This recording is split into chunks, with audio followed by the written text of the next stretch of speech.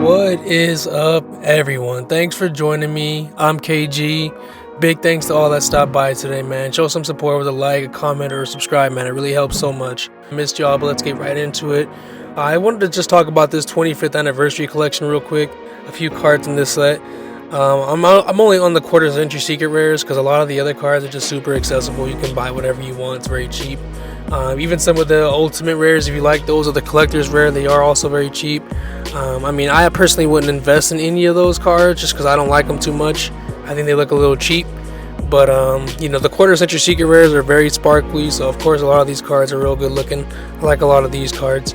A lot of these cards that are over 50 listings, I wouldn't even bother. I would honestly just wait. Take your time. Wait for this to get as saturated as possible. Wait until you start seeing cards good lower in quantities. As you can see, like some of these, like Summon Limit, this card's getting low in quantities. The Droplets, the D Barriers, these are all good cards to look into because they're really low in quantities. Same with the Veilers. I actually even bought these Veilers.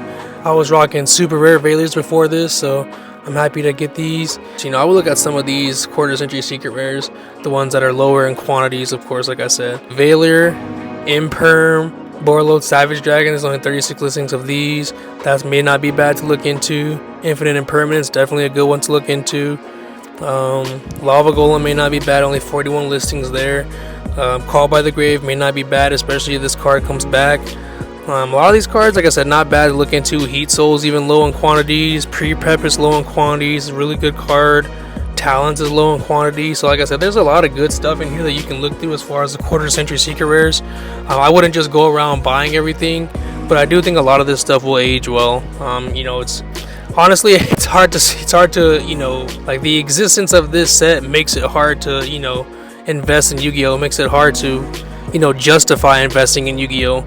I personally am not going to be doing it anymore. Like, I'm just not going to be buying cards or sitting on cards anymore because I got rocked when this shit came out. I'm not gonna lie. Like, I did okay getting rid of some of the stuff in time, but I still took a hit with a lot of the stuff that I own and stuff that I'm keeping for myself. But so I'm probably honestly never gonna invest in this stuff again. But if you guys want to keep some of this stuff for your collection and you'll keep it long term, I think it's good to have, especially since this is the 25th anniversary. Some of these cards could hold value, especially if we don't keep up the quarter century secret rare. When that stuff stops being printed, a lot of these cards could have a lot more value. Ice Dragon's Prison, not a bad one to look into. Only 42 listings here. Obviously, these cards with 39 listings, not bad to look into. I would just get the Ulti Dogmatica Ecclesias, but you could do what you'd like. Same with the tour guides. I mean, I probably wouldn't even be getting these, but it is better than getting the Ultis because those are still really expensive. And that's another thing with this set. There's a couple cards here I'm going to cover. Fallen of Albaz, low in listing. Mud Dragon, low in listings. Fairy Tail Luna, low in listings. I actually bought these myself because I love this card. And it's low in listing, so I bought those too. There's not much that I bought from this set, but I did buy those.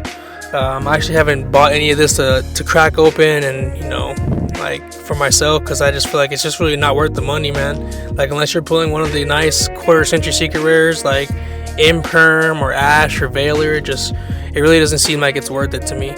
But and this box has a lot of good shit in it. I guess you can still get the Prismatic Ultimate Rares, Prismatic Collector's Rares, but I don't know how those are going to hold value, and it's hard to predict. Like, I would say that they may hold value. It just depends on how the community likes them. I would say personally just stay away from them because you don't know for sure, and I wouldn't want to waste that much money on them. Like, some of the cards like 17, 20 bucks, and I just wouldn't want to waste the money on it personally. But like I said, a lot of these cards are lower listings. Celine, definitely looking at getting some of these cards that have lower listings. I do want to continue with talking about Nibiru.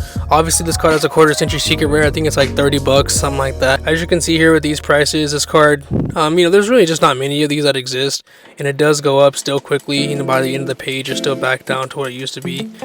Like I said, I don't know if this card will ever see with the prices that it did see before, but a couple people have 3 here, a few people have 3, but after these people that are just panic listing, this card is just going to go back up in price. And I strongly believe these Ulti hand traps, the originals from the OTS, I think these will get back in price, go back up in price eventually.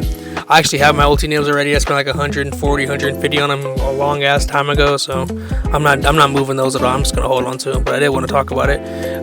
Here's another Prismatic Ultimate Rare that some people were saying they liked. I had a couple friends in my group chat say they liked the way these cards looked. I'm just showing you guys some of the pricing here, examples on it, because these cards do go up. If you look at the quantities, a lot of people have this card. You can see 27 copies here. I don't know, man. If I was you guys, I would strongly be chilling on this stuff. Like a lot of the 25th anniversary collection stuff, I'd be chilling on the majority of it. Like I said, go through and look for some of the quarter century rares, but for the most part, just chill on this whole set, bro. I don't really like these ultimate prismatic rares. To me, they look really cheap, bro. Like, they don't look like the OTS ultis. To me, they look cheap. But anyways, moving forward, Infinite Impermanence. I wanted to speak on this card because, obviously this is a hand trap in our game. One of the best cards, one of the best going second cards that we play. This is me right here. This is $108, 3 copies of them. I don't care. Like I said, there's only 25 of these on the market, and I've been trying to get these for a long ass time. But they've been $200, and I didn't want to spend that much. So now I have a chance to spend half that at $100 each.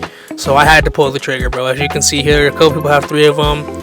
But this card just goes right back up real quick. And this is a very popular card. We know how good this card is. At this point, I'm just praying that the seller does not cancel my order. I'm very excited to get these. I think you guys should look into getting these too, because these are going to hold value. I strongly believe that. These cards are going to be played forever, and these look absolutely beautiful. They don't look cheap. They look amazing. Crispy, amazing ultimate rare here. And this is the chance. This is going to be your last chance to get this card very cheaply. Unless, of course, it gets reprinted again as a nice high rarity, but I don't know. I would take advantage of this if I was you guys. I'm not going to spend too much time on it. Moving forward, Full Armor Dark Knight Lancer. The reason I'm speaking on this card is because it's a great quarter century rare to get into. I have one of these just for my collection because, I think it's a solid ass card. As you can see here with this first line here, you can summon this card by using a rank 5 or 6 XYZ material monster you control, and it keeps its material. So I would strongly recommend looking into having this card in your collection, because at the very least you could just slap it on something and then put a Zeus on top of it. So like, at the very least, it's just like an extra material. So as you can see here, there's not really many of them. Of course, a few people here have some of them, but most people only have 1 to 2. I would recommend definitely having your hands on this card. This is a generic ass card you want to have in your collection. Moving forward, I want to talk about some of the Infernoid cards. These cards are getting support, and from what I saw, the support is actually really good. So you may want to look into getting some of these Infernoid cards. Anuku, very low in quantity. So I think this card's only printed in these 2 rarities and maybe an ulti, but they're very low in quantities, all copies. Petrulia, low in quantities for the 2 copies that are rare. This one's also rare, so I guess you can get your hands on this. Harmadig.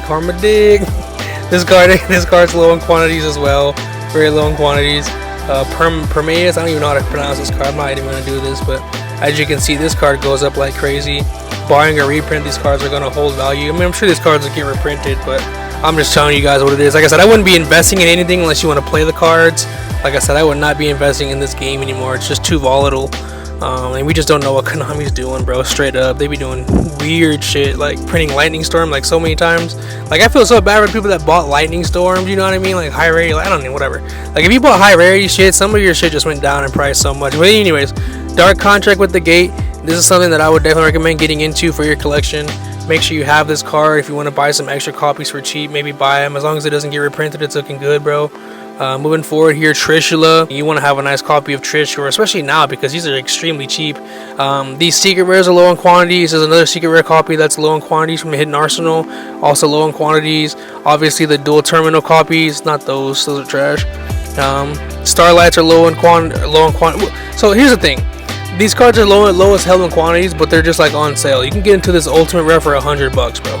I think $100 for an ultimate rare Trish is not bad. As you can see, it goes up quick without even scrolling down.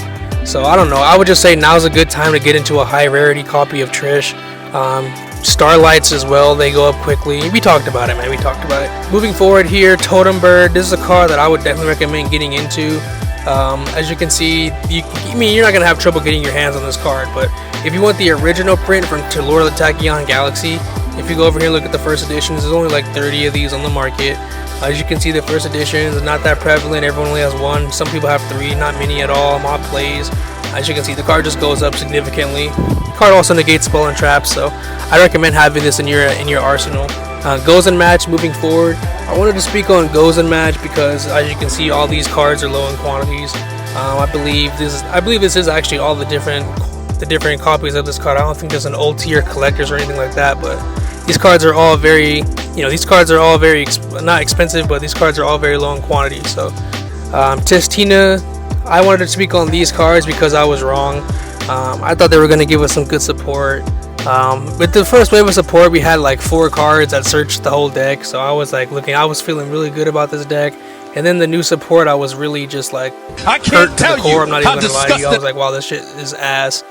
But because I really wanted to play it, but you know, it is what it is. Like I said, you can still see with these, it goes up significantly, and there's still not many of these on the market. So if you did invest in these, I would just try and bide your time until we can sell these. But I wouldn't be selling them for 30 bucks. But I'm only bringing this up to say that I was wrong about these because it hurt my feelings and I had to bring it up. But anyways, Fantastical Dragon Phantasme. This card's going lower in quantities over time.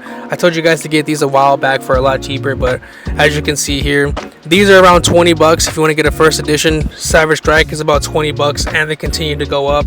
I'm not sure if I recommend that because, like I said, nothing is really safe or sacred with Konami. They could just reprint this in a secret rare and then you're cooked.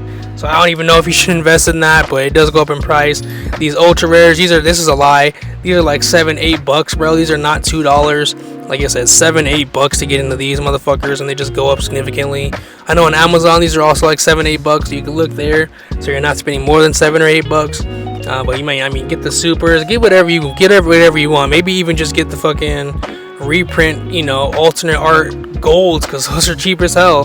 Like I said, at this point, fuck investing in this shit, bro, because they could just cook us, man. They could just really cook us. And I'm the type of person that's gonna live and learn, bro. You're not gonna cook me twice, bro. Like, first time, shame on me. Like, whatever. Guiding Crim the Virtuous. I wanted to talk on this card because it's like below 20 listings or at 20 listings. I bought a couple of these for my collection because there's like a Bestial Runic deck that I want to try out. I actually really just like this card design. Like, if you read this card is actually low-key cracked, bro. This is this is a normal summon that you can just keep on the board even, and it'll just keep generating advantage for you. So I like a card like this. This card reminds me a lot of fucking Fairy Tail Luna. It's just like it's a normal summon that can get you a lot, bro, and it can really help. Whatever. I'm just rambling at this point. This card is very low in quantities. Check Amazon. Well, actually, don't check Amazon because those are all sold out.